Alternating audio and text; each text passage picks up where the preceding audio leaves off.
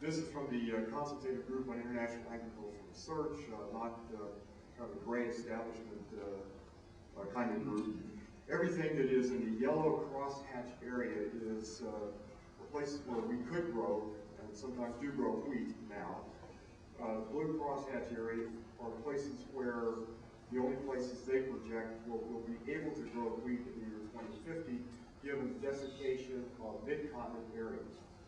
And of course, the blue crosshatch area is up on the Canadian Shield, where the soils are a good bit thinner than they are in the American Midwest.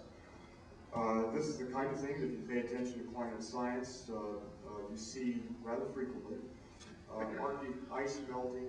This is from the Science Times, the New York Times Science page this past fall. Much more rapid melting of Arctic ice than had been projected even a couple of years before. This data did not make it into the IPCC fourth report, which many members of that group said made that report already obsolete, even though they got the Nobel Prize for it. This is increased melting in Greenland. If Greenland melts entirely, that's about 20 to 23 or 4 feet sea level rise alone, as is the West Antarctic ice sheet. But again, you see depicted here up through 2005, very rapid melting, which is shown here in red. If I had a slide from last year, it would show even more rapid melting, so that the red is penetrated even to the center almost of the Greenland ice sheet. This is a graphic of sea level rise. No one knows the exact rate at which Greenland will melt, or the West Antarctic ice sheet will melt, or the Arctic ice will melt, but it's been much more rapid again than projected. So coastal areas will be inundated. We do recall with Katrina what happened when we had refugees from a single American city. Extend that around the perimeter of the East Coast. The precedent that we set in New Orleans will set in Miami, and in Savannah, and in Charleston, and in Baltimore, New York, and Washington, and so forth. I want to draw this part of the talk to a conclusion with 2 slides. Planetary warming, or global warming, is the wrong way to put this. This is planetary destabilization. And it means rising sea levels and the thermal expansion of water and melting of ice. It means possibly more storms, but certainly larger storms, and that's known with some degree of certainty. Changing disease patterns, more famine.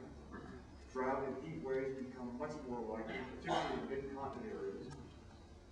Changing ecosystems as rainfall patterns and temperature patterns change, and disease and pests begin to move. Coral bleaching now affects about half the ocean, corals in the oceans, and that will increase. Climate change won't be contained in this box called climate, but it will spill out into virtually everything else that we do. Political and economic disorder are a natural occurrence or a natural outgrowth of climate change. The death toll now from climate change-driven weather events is about 150,000, according to the World Health Organization. They're about to put out a report which will show that that number will increase to a minimum of about 300,000 per year by the year 2030. And it could, of course, be much higher. So, in summary, we're already committed to substantial warming. There's not a thing in the world, anybody in this room, or all this collectively can do about it. That's simply in the pipeline. We deal with a system where there are very serious lags between the forcing event, what comes out of our pipeline or smokestacks and tailpipes, and the actual weather behavior. Thirdly, it is too late to avoid trauma. For people in low-lying areas, the trauma is already hit. People in Darfur, the trauma, climate-driven weather events, the desiccation and famine results, political turmoil, that's already hit. There is no easy way out of this. There is no magic bullet solution. There will not be nuclear power. There is no technology that will save us. There are lots of little things, and what Bill McKibben describes as silver buckshot kind of answers, but there is no silver bullet. I think Al Gore had it right. This is the first planetary emergency since we've been on the planet.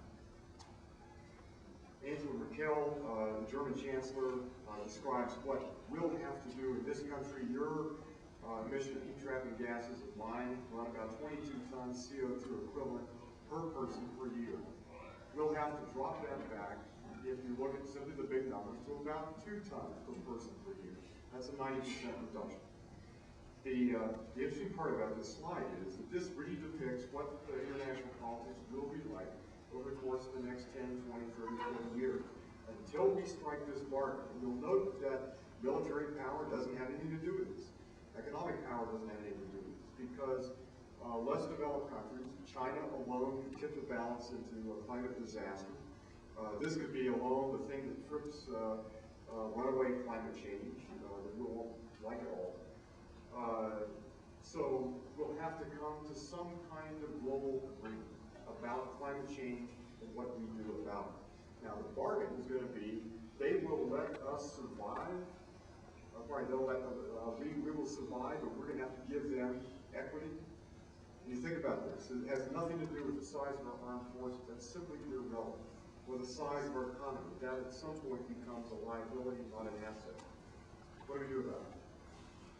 Reassemble